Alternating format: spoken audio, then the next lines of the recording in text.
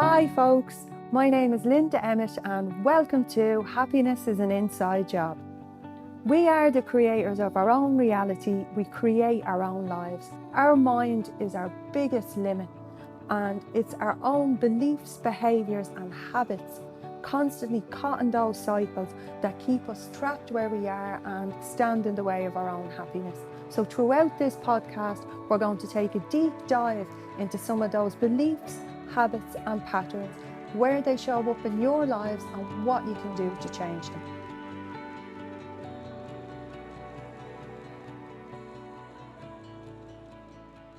Hi folks, and welcome aboard this week's podcast, where in line with Valentine's, we're going to dive into love. What love is and how we can build more of it in our lives, how we can open our hearts and open our minds up to more of it. And I'm really excited to talk about this. So first off, looking at first, what is love? And there's many definitions of love, but it comes down to what you believe yourself what love is.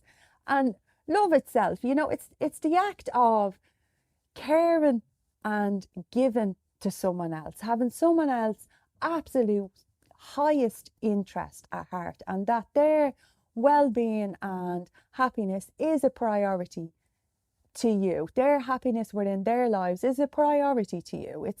And how this shows up is within our behaviors and beliefs, and how we show love, be it in how protective we are, the warmth we show them, the respect we have for them, the trust.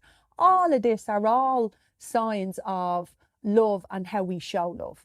And as we know, folks, I often hate how we, I suppose, focus so much or put a lot of our idea of love and how it should be into partner relationships, because that's how we grow up. We grow up, our main caregivers are, usually partners. Everything we see on TV with princes and princesses and all of this and the fairy tales all show us a particular paradigm of love. But love shows up in so many different forms and ways within our lives, whether it's self-love, which is hugely important, with our children, when we have children, with our spouses, our nieces, our cousins, our friends and our pets. These are all different ways and that we express love and different ways that we are in love. We aren't only in love when we're in partner relationships or intimate relationships. We're in love in many different ways in our life, and there's different types of love. And having an abundance of love in our lives, giving and receiving love, being open to love, it's where we're the highest expression of ourselves. Love relationships, whether they're romantic or platonic, whether they're with our pets, with our siblings, cousins, friends, wherever that is, they have an absolutely profound impact on our happiness, health and well-being, and how we show up daily in our lives, how, as I said, how happy we are. Love is, as humans, as beings, as species, people, whatever way you want to see it, is hugely important to us feeling fulfilled in our lives, and it's hugely wired into our purpose within our lives. So the more of it we can have, the happier we are. It shapes in a lot of ways our emotional well-being, our personal growth, our overall quality of life. It has an impact on our physical health, and it influences and shapes us going forward, the choices we make, the decisions we make, how we live. So it's massively important and has a beautiful positive impact across all aspects of our lives. So the more we can have in our lives and the more we open our hearts to it, the happier we are. When we're scared or fearful, we can tend to believe or tell ourselves we don't need it. We can get by, we can exist without it. And that's true. We can exist without it. But we're not fully expressing ourselves. We're not feeling that aliveness. We tend to struggle with loneliness, and we are existing more than we're living. So having more within our lives, as I say, it means we're happier. And in line with our Valentine's, we're going to look at many different benefits that love has in our lives, to get us opening our hearts up and looking at ways that we can either give and show more love in our lives, or where we a lot of the time can fall down is allowing ourselves to receive it. A lot of our own beliefs within ourselves, our own feelings of lack, stop us believing that we're worthy of love and stop us allowing people in. But as I say, it's in our day-to-day, love hugely impacts our stress levels. It's known as a stress buster. Having someone to talk to at the end of a phone or at the end of your day that listens and understands you, that cares about how you're feeling and what's going on in your life, instantly changes your emotional state. Having that voice say at the end of the phone or when you walk in the door hugely impacts how you're feeling within yourself, and starts straight away diluting those stress levels. Having someone you can share joy with, having someone you can share your sorrows with when you're down, you're hurt, you're upset. Once you can talk about them, move away from them, have experiences with other people that can take them out of your mind and allow you to walk through them. This all increases your happiness, increases your dopamine and oxytocin levels, and decreases your cortisol levels. And there's many studies done over decades that prove this. And as we know, stress has a massive impact on our physical health. 80% of illnesses are tied back to stress. So if we can have more, better, healthier ways of reducing our own stress levels by having more love in our lives, you're making vast improvements already. Science has shown us that, even down to the physical touch, hugs. Now they say, funny enough, for 20 seconds or more, but hugs naturally, physical, that touch, that holding, that warmth, those feelings of safety automatically start reducing your stress levels. They even use it on people that struggle with different disorders. They have compression or hugging techniques and tools that they bring in, because it suppresses the nervous system and starts releasing, as I say, oxytocin and reducing the cortisol. So they're even using these techniques for people with, as I say, other ailments, other physical disorders. And they're proven over time, again, because we're releasing that oxytocin. So the touch, the hand holding, the hugging, all of this is hugely beneficial and starts reducing our stress levels. They've done other studies that show, and this is down to our friendships as well, that having a caring social network around you, groups of friends, massively enhances your quality of life, how you're living day to day. And this has an impact on you living longer. When they done this study, this particular one, on over 300,000 participants, and those with the strongest social relationships have up to a 50% increased longevity over the people who didn't have strong social relationships. Because the people that don't have the strong relationships tend to struggle with loneliness, which drives depression, again, which impacts both your quality of life and your longevity of life. They've other studies that have shown that even in regard to your physical health, lower stress levels due to having more love in your life reduce an awful lot of certain illnesses like high blood pressure, high cholesterol levels, diabetes, heart disease, all of these. There's countless studies done, and love is free. Love is something that you can open yourself up to and have more in your life. It also teaches you, I find when you're in love, or you have love and relationships in your lives, be it your friends and different things like that, it teaches you emotional control. It teaches you conflict resolution, learning to compromise, just basic overall self-improvement, growing yourself, that growth within yourself, evolving and growing, because you're willing to do it for these people because you care so much about them. So there's so many emotional and physical benefits that we get from having love in our life.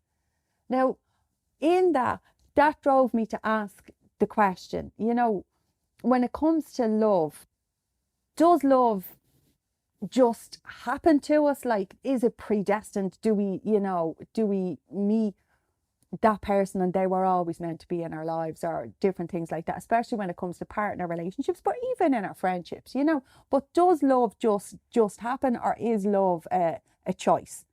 And in a lot of the research I've done, and I've dived into this because it absolutely fascinates me, and I like to have as much love in my life as I possibly can because it fills you up. And in looking into this, what I found anyway is that love it's a choice, and it's a decision that we make, and that's determined very much in the actions we take, whether we decide to withdraw, whether we decide to open our hearts, whether we decide to make the effort, go on that extra date, go on the, meet up with that person again. These are all actions we take either towards or away from love. So it is an active decision we make. It doesn't just fall on our lap.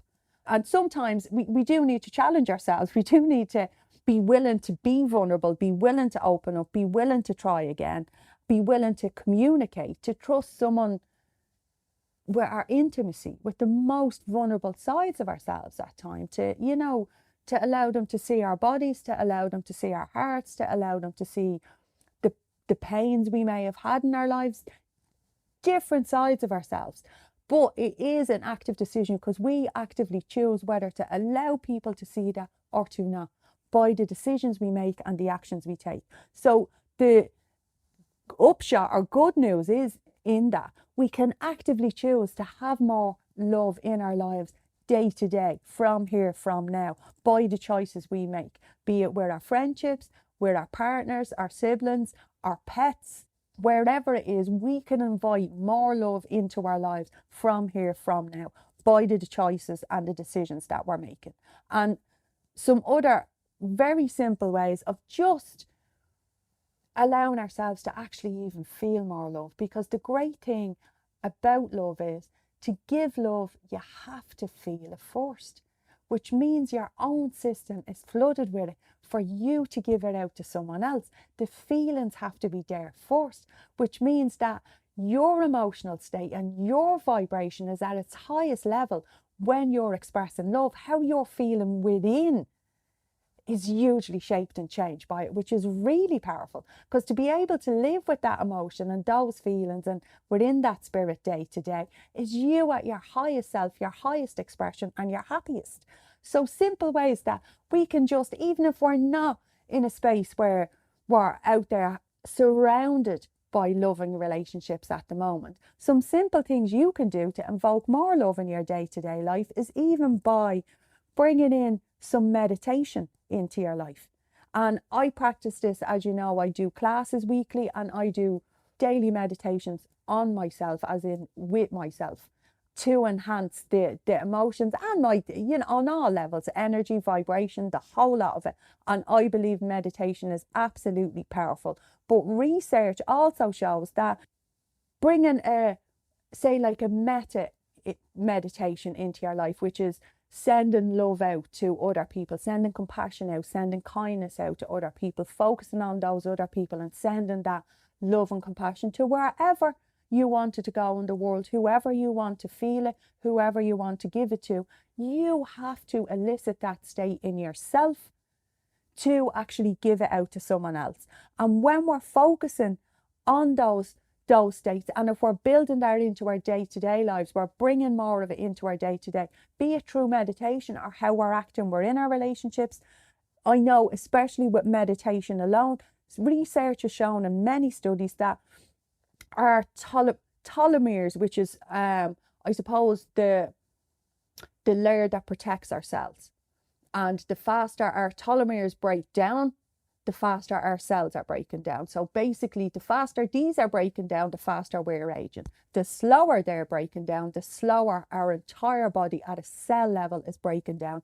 And research has showed, when they've looked into DNA and they've looked at aging processes, that the average person that meditates, in comparison to the people that don't, their telomeres are breaking down much, much slower, which means it hugely even impacts the aging process, not let alone what you're actually invoking in your own system. So the health benefits to this, and as I say, living in love, all of this is it's really powerful to your day-to-day, your own day-to-day happiness and your own. So looking at these simple things that you can bring in, or ways you can show love, discovering what your love language is, how you express it, how you show it, and open up your own heart to showing it more to your children, your pets, yourself, family, friends, whoever that you've been fearful of showing. Because wherever you're not shown outward, you're not feeling inward. So starting from within and working on yourself and expressing that is where you will begin to make the changes. And the last one on this and the love bug is getting to know who you are. And this is tying us back to self-love, because as I've said, you can't give out what you're not feeling within. And I used to listen to that, you have to keep your own cup full. And I used to listen and kind of be quite dismissive of it, if I'm honest. Do you know what I mean? Or you have to be loved to give love. And I used to think, well, I give it out all the time. I'm always giving, and I don't have to be love or be in love with myself. But you do. It comes from within. You have to have that level of love for yourself to open your heart and believe that you're worthy of it in the first place. And what can stand in our own way of love is, one, not knowing ourselves, and second is the self-image that we've created of ourselves, the strict rules and guidelines that we have that we force ourselves to live by, and these are part of our self-image. Some of us have ideas that, I was told for years, oh, you're extremely strong, you're a very, very strong person. And in a lot of ways, I took that on as an identity. No, I'm not saying it's a negative, but it did create, in a lot of ways, how I showed up. I felt I had to be strong for absolutely everybody. Even when I was feeling weak or vulnerable or exhausted or tired, I felt I needed to be strong, because I hardwired this into my self-image. So I had to be strong. I wasn't allowed to be weak. And that changed very much how I was showing up, or what I allowed myself have. And when I felt like I was weak or afraid or scared, I'd hammer myself. So looking at the self-image that you've painted of yourself and starting to break that down and letting yourself know that you can be absolutely all things. We all are. We're strong, we're weak, we're loving, we're kind, we're unkind, we're jealous, we're envious. All of these things are a part of who we are. We all have pieces of these things within us. They make us up. They're part of our response system. And recognizing that we all have bits and pieces of them within us, and allowing them, and just taking the time to understand them rather than trying to suppress them or dismiss them. If we're feeling jealous or envious, why? What is it that you believe that other person has that you're lacking within you, or that you want? If we're feeling really weak and low, why? What's creating it? And why aren't you opening up to other people and sharing it? What do you believe will happen? So starting to break down that very strong self-image we have of ourselves allows us to open our heart for all of who we are and let more love in. That'll begin to allow us to begin to receive it again. So these would be the top ones, folks, to work on. And with all that in mind, folks, I hope you all have a fabulous Valentine's, no matter what you're doing. And you remember to fill your own cup up and show yourself some self-love. Go out and treat yourself. Have some fun. Reconnect with those friends, or do something special for yourselves, be it that lovely, spa treat, or whatever it is that lights you up and ignites some of that beautiful love within yourself. And remember, above all else, that just as you are, you deserve love, both from yourself and from others. And have a fabulous Valentine's Day.